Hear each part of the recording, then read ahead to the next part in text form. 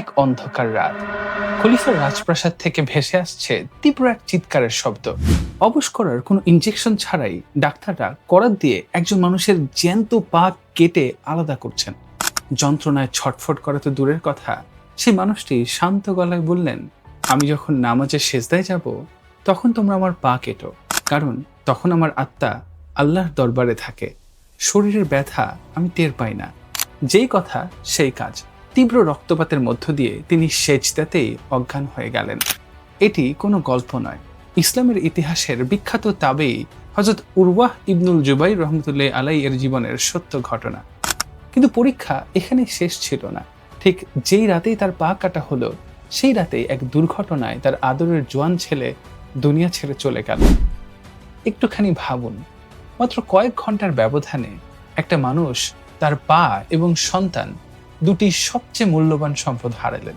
যখন তার জ্ঞান ফিরল, তিনি তার কাটা পায়ের দিকে তাকালেন। তারপর আকাশের দিকে হাত তুলে যে কথাটি বললেন, তা আজীবন মনে রাখার মতো। তিনি বললেন, হে আল্লাহ, সমস্ত প্রশংসা তোমার। তুমি আমাকে 4টে হাত পা দিয়েছিলে, তার থেকে মাত্র একটা কেড়ে নিয়েছ, বাকি 3টে তো এখনো সুস্থ রেখেছ। তুমি আমাকে 60টি সন্তান দিয়েছিলে, তার মধ্যে মাত্র একটিকে নিয়েছ, বাকি 6 জন তো এখনো বেঁচে আছে। যা কেড়ে নিয়েছ তা তো তোমারই দেওয়া আমানত ছিল, আর যা রেখে দিয়েছ তার জন্য তোমার শুকরিয়া।